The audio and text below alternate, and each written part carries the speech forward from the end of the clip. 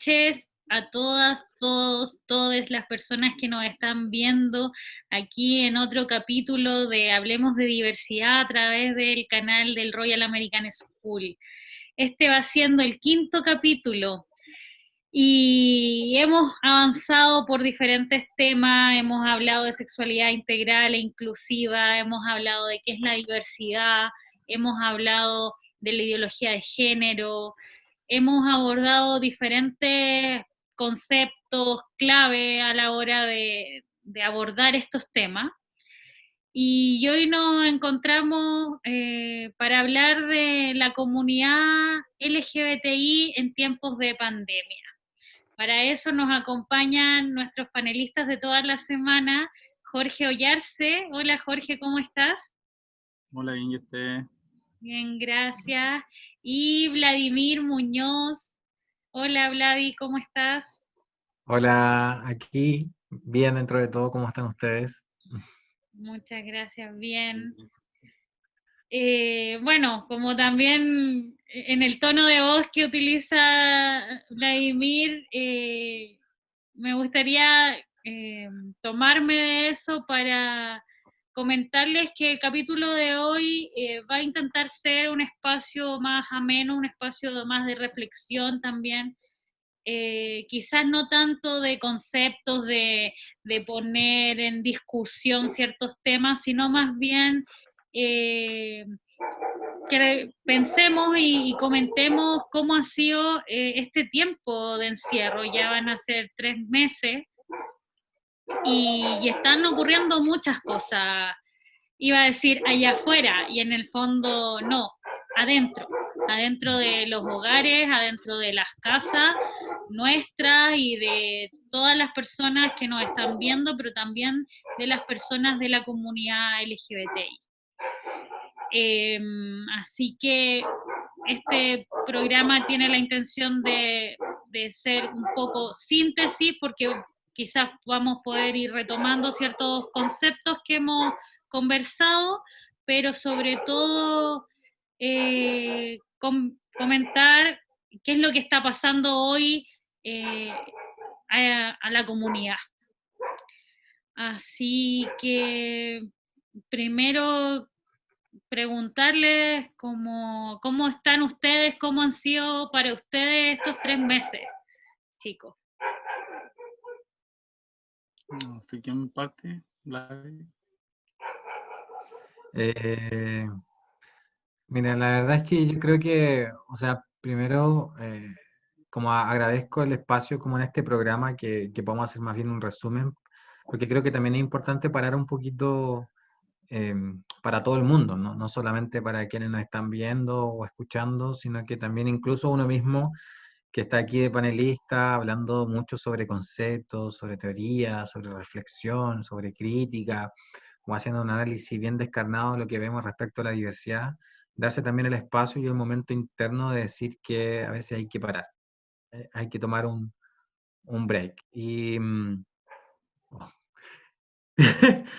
la verdad es que en el principio de la pandemia, en las primeras 3 semanas, al menos yo personalmente, me sentí un poco agobiado, como que esta incertidumbre instalada respecto a qué es lo que iba a pasar, porque además veía que otros países tampoco salían de esto, que estaban recién iniciando.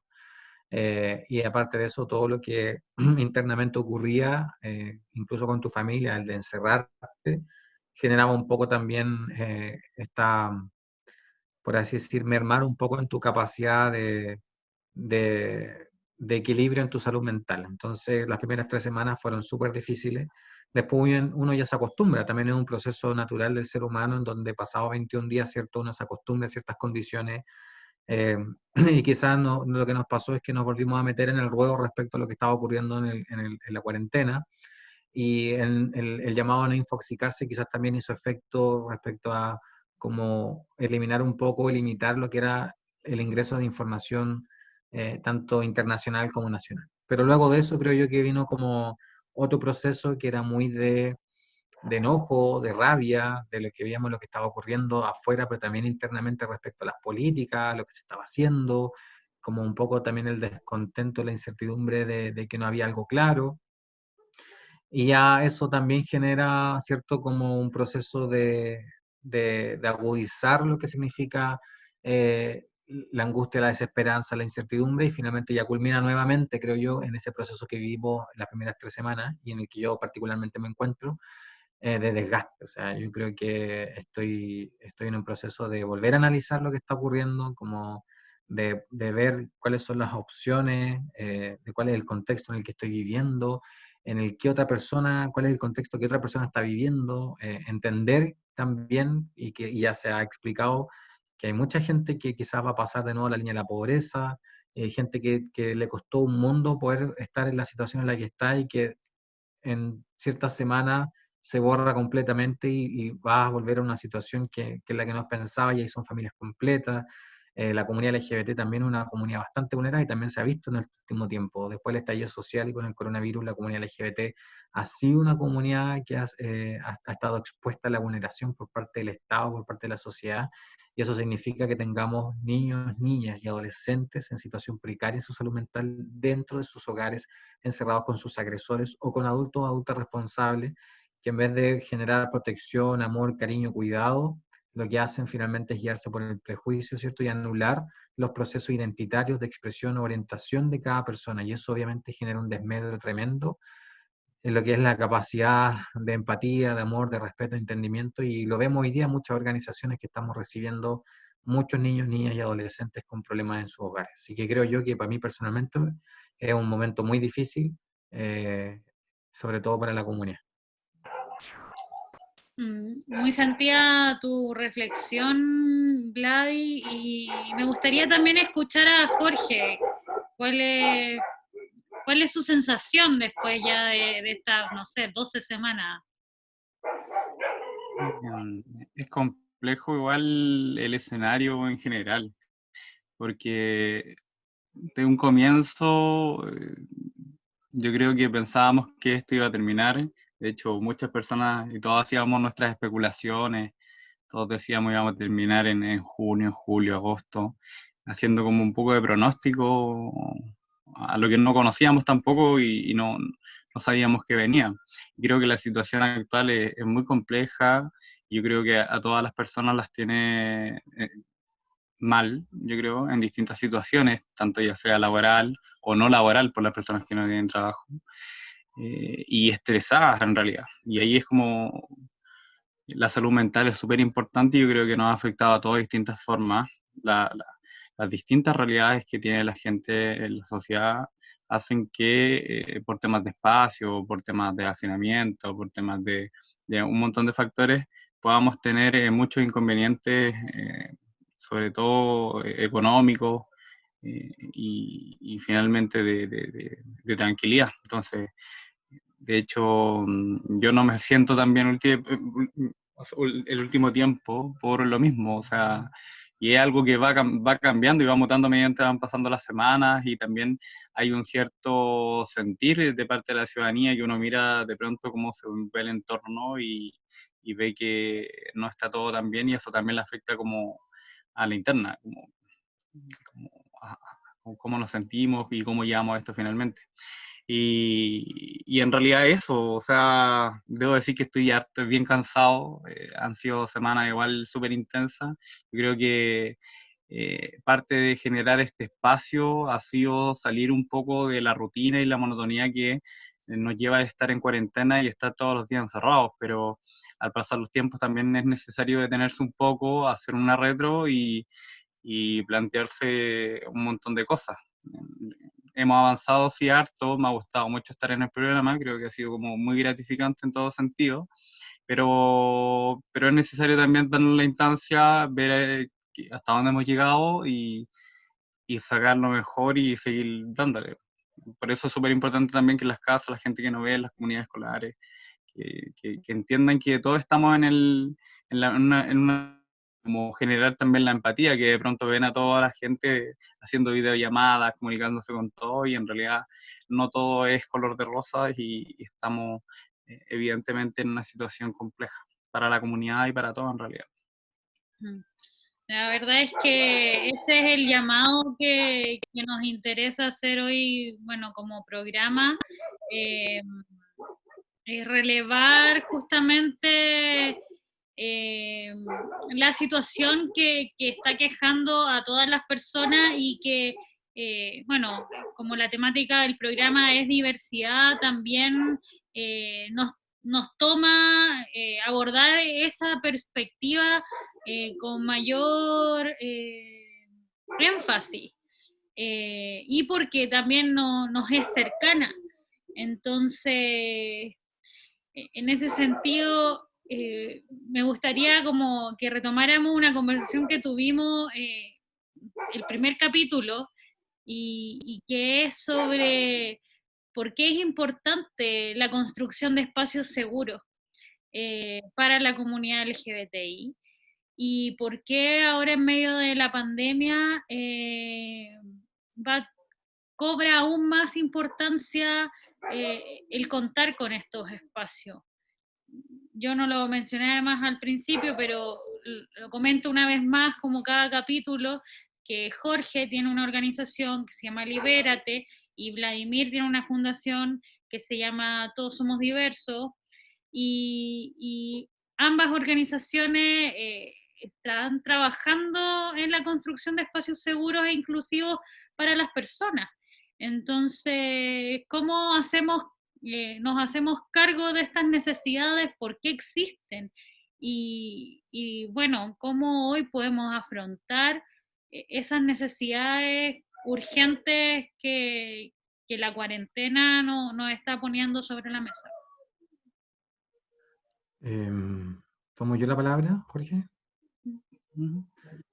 Bueno, yo creo que la necesidad de crear espacios seguros e inclusivos es para no tener los discursos tan tristes que me acabo de pegar antes de Jorge.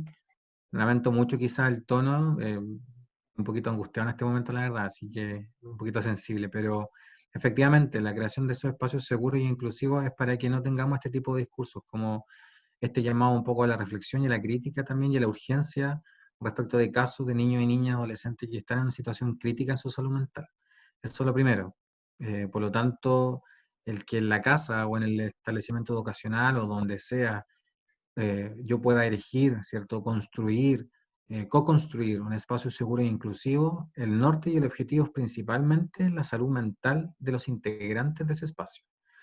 Y con la salud mental me refiero al equilibrio emocional, psíquico de una persona, que esa persona pueda desenvolverse en un ambiente sano, empático, respetuoso, de amor, y que finalmente sus herramientas socioemocionales puedan verse desarrolladas sin ningún problema y sea una persona de bien en el futuro, pero una persona que además pueda defenderse de las adversidades que la sociedad nos entrega, como por ejemplo una pandemia o una cuarentena. Entonces creo yo que uno estamos al debe, obviamente, en la construcción de espacios seguros y inclusivos. Los establecimientos educacionales tienen la gran misión y la gran tarea dentro de sus programas de integración escolar, pero también de su proyecto educativo, de los PEI, no solamente el ámbito academicista, sino que además generar una comunidad escolar lo bastante fuerte y robusta que les permita a sus propios estudiantes, ¿cierto?, a la comunidad escolar en general, protegerse, ser una comunidad, de eso se trata.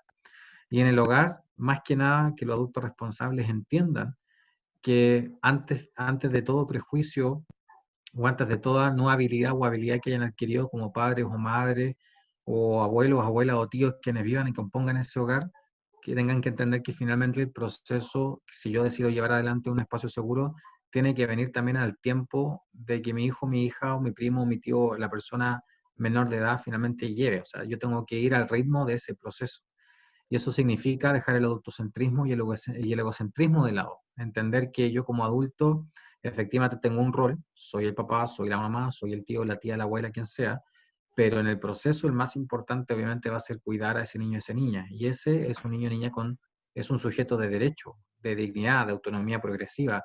Por lo tanto, no es que yo quiera ir a mi ritmo como adulto, sino que tengo que también proteger, cautelar el ritmo de ese proceso, ¿sí? Y esos diría yo que son como los dos principios motivadores de lo que tiene que ver la creación de espacios seguros y inclusivos. Y como te dije, Nico y Jorge, tiene que ver básicamente con eso, como de cautelar la salud mental, cierto, psíquica y emocional de los niños, las niñas y adolescentes. La verdad es que se va haciendo una necesidad urgente lo que tú mencionas, como generar estos espacios, cuidar que al interior de los hogares haya una salud mental eh, como adecuada para todos los miembros de esos hogares.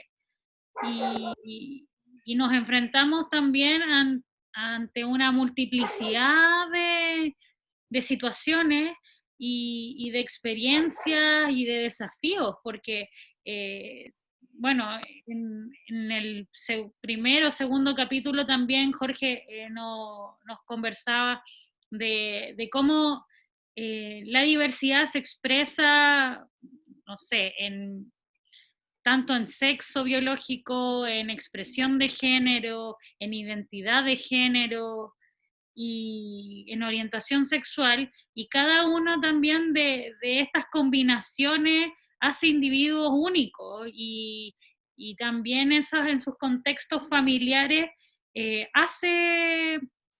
nos presenta experiencias y desafíos únicos que hoy necesitamos como poner ojo. Entonces, no sé, me gustaría preguntarle a Jorge en ese sentido, como que, ¿cuál es, como a qué nos estamos enfrentando también hoy en día con esta diversidad de experiencias, con esta diversidad de situaciones que la pandemia nos está poniendo sobre la mesa?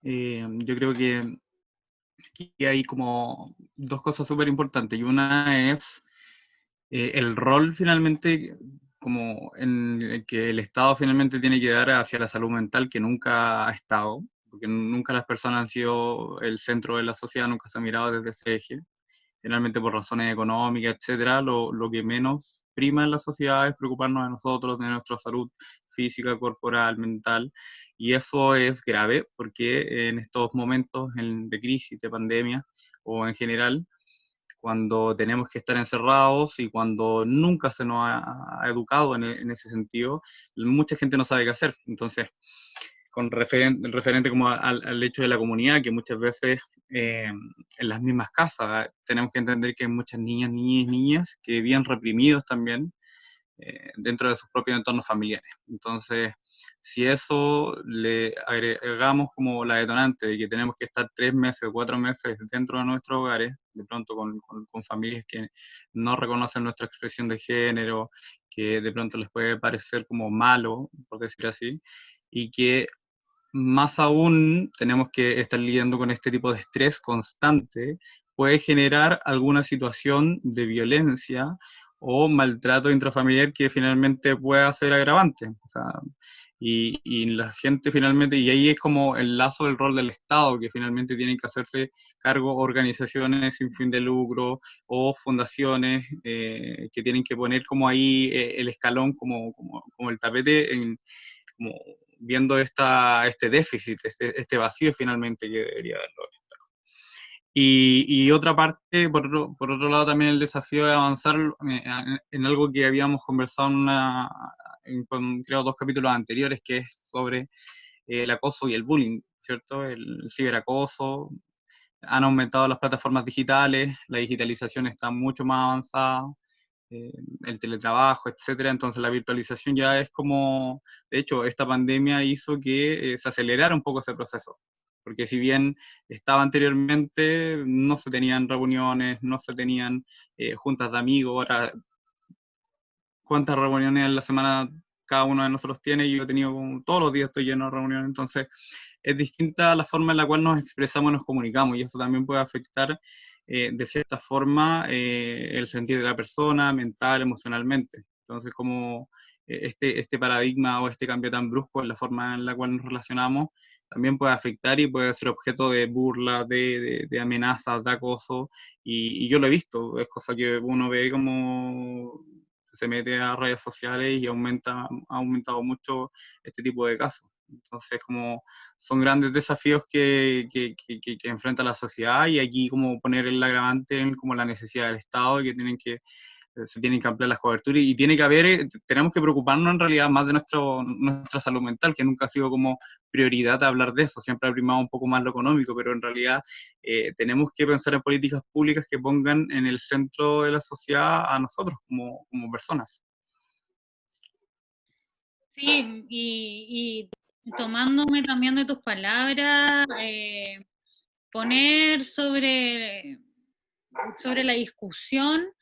Bueno, sabemos por los medios de comunicación, las noticias, también nuestro entorno, quizá que hoy por hoy la sociedad, el país no está pasando un buen momento.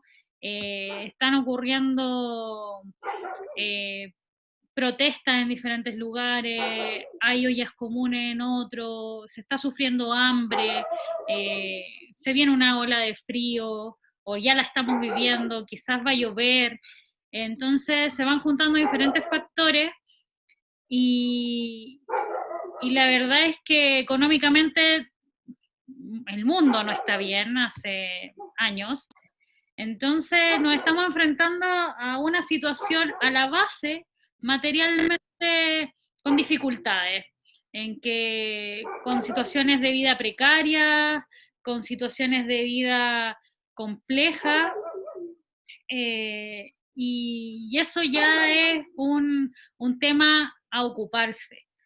Y en ese sentido, bueno, diferentes espacios y en este caso también la Fundación Todos Somos Diversos con Vladimir ha estado levantando una campaña de recolección de dinero y alimentos para ir en ayuda de familias y personas de la comunidad LGBTI en estos momentos. Y me gustaría como preguntarle cómo ha sido este proceso y, y lo que quiera comentarnos también de esto. Gracias, Nico, por el espacio. Mira, yo creo que una de las cosas que pensamos como organización de por qué era necesaria hacer una campaña específica para la población LGBT es porque obviamente, y así todos los instrumentos sociodemográficos lo demuestran, la población LGBT es una de las comunidades que mayor nivel de precarización laboral tiene, ¿sí? O sea, las personas trans de partida sabemos que por el no respeto de su identidad o la posibilidad de no haber cambiado su carnet a tiempo, provoca que trabajos formales no tenga. Por lo tanto, no hay un ingreso directo, ¿cierto? Formal, con todas las leyes, con las previsiones, etcétera. Y eso obviamente genera que tú tengas que vivir el día a día. Como mucha gente de ciertas comunas del poniente o el sur de la capital, de la región metropolitana o rurales en otras partes tienen que vivir del día a día. Pero específicamente, como nosotros nos preocupamos de la comunidad LGBT, lo vemos así, la comunidad trans. Las mujeres lesbianas, la comunidad de las mujeres lesbianas también es una situación de precarización debido a que efectivamente son personas que o deciden tener familias, como ya sea con un hijo anteriormente, conforman su propia familia y eso también genera que no tenga redes de apoyo de sus propios familiares directos y eso obviamente merma también en la capacidad de respuesta que tenga una persona si queda sin trabajo. O lo que nos pasa mucho también con la comunidad de hombres gay, es que efectivamente son víctimas de discriminación, trabajan también en labores precarizadas, no reciben un sueldo. O sea, si tú te das cuenta, es bastante difícil la situación económica de la comunidad LGBT en general. ¿Para qué decirte, por ejemplo, de las personas transmigrantes, que es una de los grandes usuarios del mayor número que ocupan, por ejemplo, para nuestras cajas de mercadería?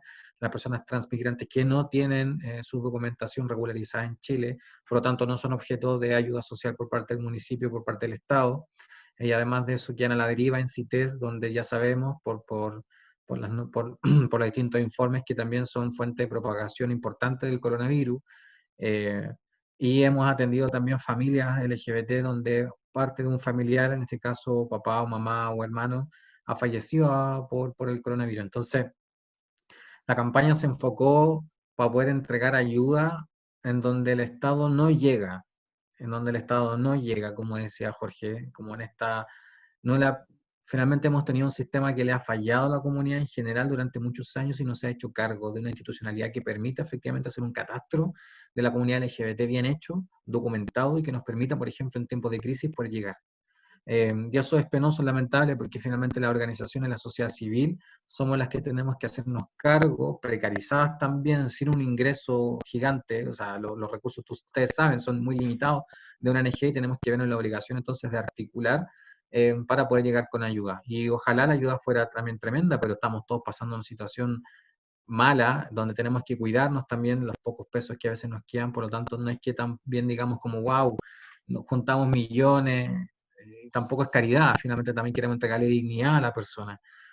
Entonces, esa es un poco la idea de la campaña, logramos recaudar 500.000 pesos que se convirtieron perdón, en 30 cajas de mercadería bastante completas, de hecho traen kilos de pan, porotos negros, carrojurelas, 2 litros de leche, etcétera, hasta un pote de manjar por ahí, un quique vegano también que logramos colocar con el apoyo de una pyme.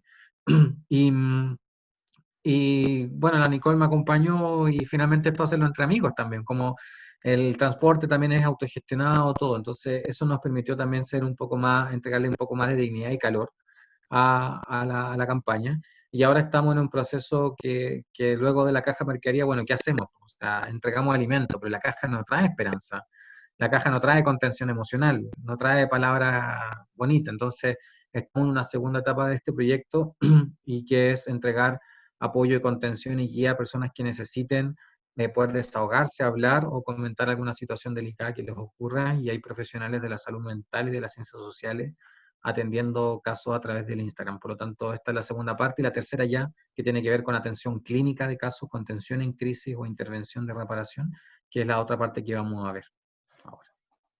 Bueno, la verdad es que lo que nos comenta y bueno, también lo que hemos visto nos ha puesto en antecedentes también de la situación que está pasando. Por otro lado, también Jorge eh, ha estado en otra campaña de colecta de alimentos y me gustaría también preguntarle a él cómo ha sido esa experiencia.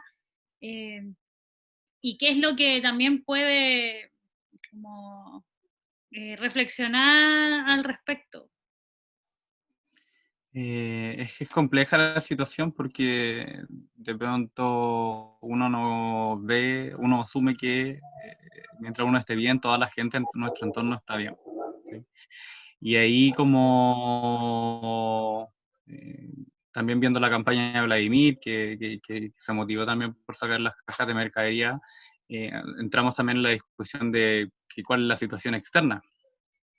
Y hace un mes más o menos, cuando empezaron a ver ya como una revuelta por el tema del hambre, que uno dice, pero si en la sociedad no se pasa hambre, y en realidad la realidad es muy distinta. Como efectivamente las asambleas territoriales actualmente que existen han hecho campañas y cordones de alimentos, y me ha tocado ver realidades que son muy crudas, que de pronto uno dice, no, si la sociedad ha avanzado en materia económica, estamos un poco mejor, y en realidad hay casos que son muy, muy tristes, muy tristes.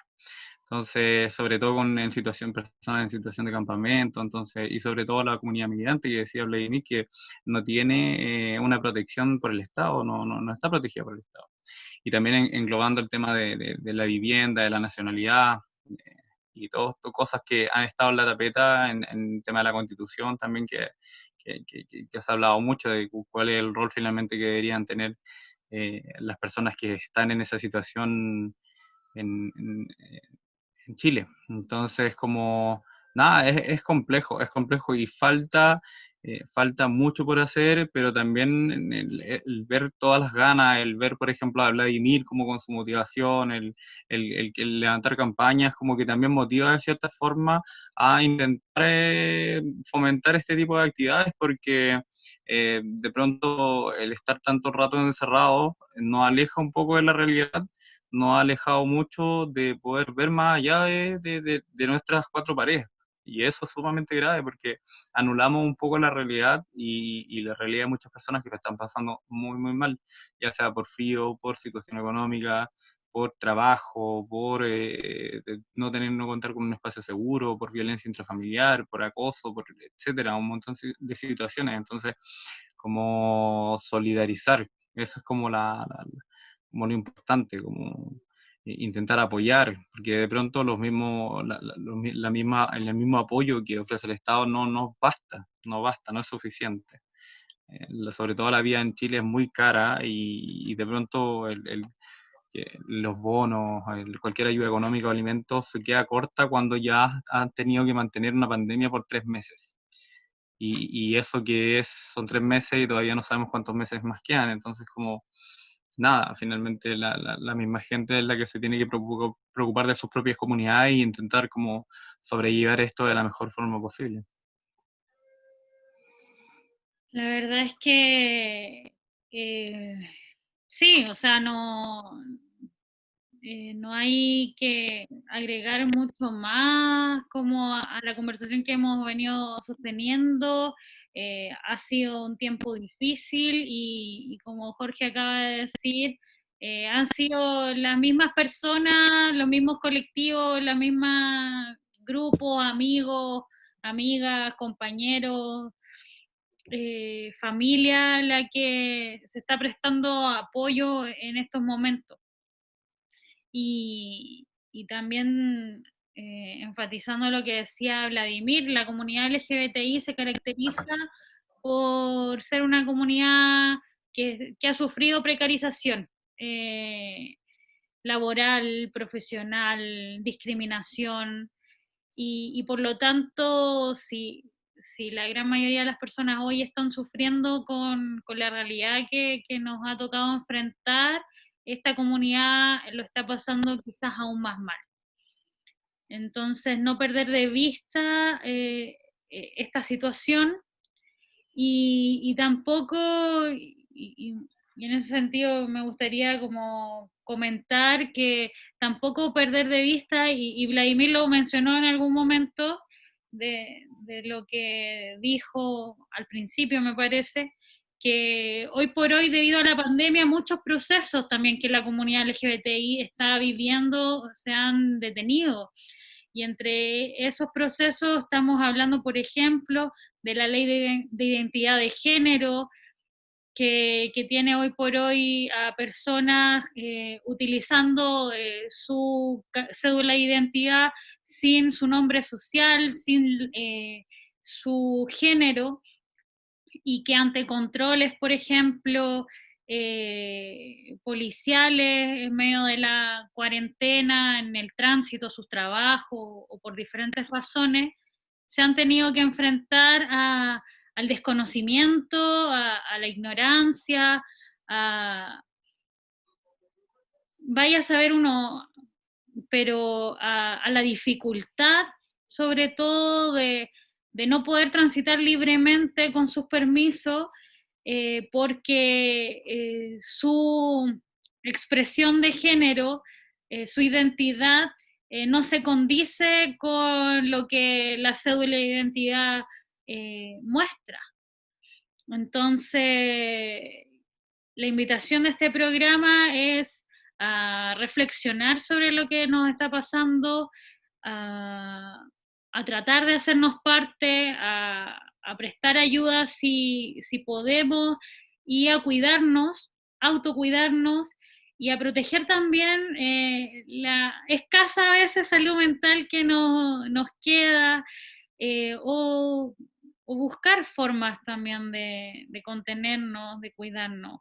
La verdad es que el encierro es muy agobiante y, y es momento también de transformar el hogar en un espacio de cuidado y de amor como siempre ha debido serlo, y no en una trinchera, en un espacio de sufrimiento, de dolor, de violencia, de, de dudas, y en que, no sé, nuestros niños, niñas, adolescentes no puedan expresarse libremente o se sientan juzgados y no protegidos.